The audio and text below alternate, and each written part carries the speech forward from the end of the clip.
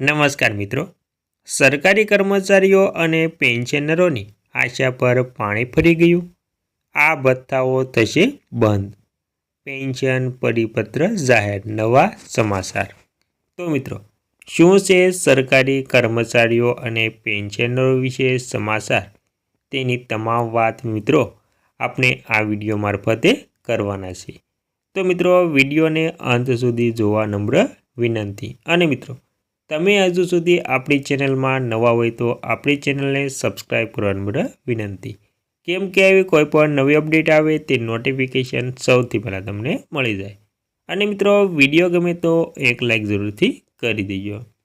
તો મિત્રો, તમે પણ સરકારી કર્મચારી અથવા તો તમારા પરિવારમાંથી કોઈ સરકારી કર્મચારી કે પેન્શન ધારક છે તો તમારા માટે આ સમાચાર ખૂબ જ ઉપયોગી થવાના છે મિત્રો.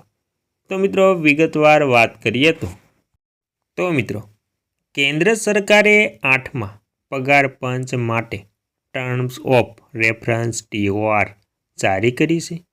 આનાથી સ્પષ્ટ થાય છે કે નવા પગાર પંચની સત્તાવાર રચના થઈ ગઈ છે.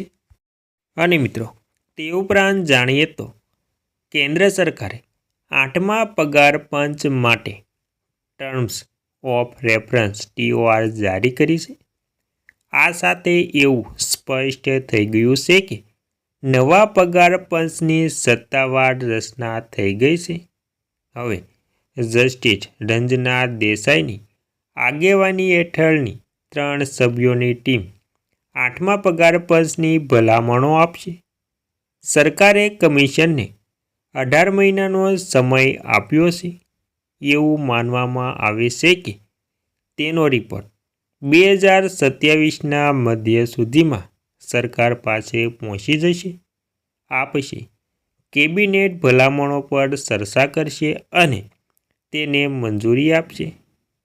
કર્મચારીઓ ચિંતિત છે કે શું 8મા પગાર પંચના અમલીકરણથી કર્મચારીઓને DA, HRA કે મુસાફરી ભથ્થું મળવાનું બંધ થઈ જશે?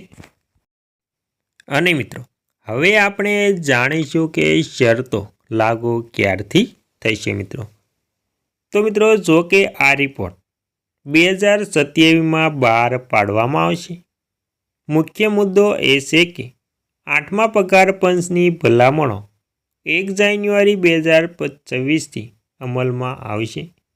આનો અર્થ એ થયો કે કર્મચારીઓ અને પેન્શનરોને નવા પગારનો લાભ પછીથી મળશે, પરંતુ બાકી રકમની ગણતરી 1 જાન્યુઆરી 2026થી કરવામાં આવશે મિત્રો. કર્મચારીઓની સૌથી મોટી ચિંતા એ છે કે શું 1 જાન્યુઆરી 2026 પછી DA, HRA, TA બંધ થઈ જશે? અને મિત્રો, હવે આપણે અંતમાં જાણીશું કે શું સરકારે આવું કહ્યું. ઘણા નિષ્ણાતો માને છે કે DA, HRA, TA અને અન્ય ભથ્થાઓ સંપૂર્ણપણે બંધ કરવામાં આવશે નહીં. જ્યાં સુધી 8મું પગાર પંચ લાગુ ન થાય ત્યાં સુધી આ ભથ્થાઓ 7મા પગાર પંચની આધારે ચાલુ રહેશે. દર 6 મહિને DAમાં પણ વધારો થતો રહેશે. અને મિત્રો, નેક્સ્ટ નિગમના પેરોલ ડિરેક્ટર રામચંદ્રન કૃષ્ણમૂર્તિએ જણાવ્યું હતું કે પગાર પંચનો રિપોર્ટ તૈયાર થવામાં ઓછામાં ઓછા 18 મહિનાનો સમય લાગશે. આ સમય દરમિયાન દર 6 મહિને DAમાં વધારો થતો હોવાથી DAમાં 3 ગણો વધારો કરવામાં આવશે. ઉદાહરણ તરીકે ધારો કે દરેક DAમાં વધારો આશરે 3% છે, તો વર્તમાનમાં DA 58% છે.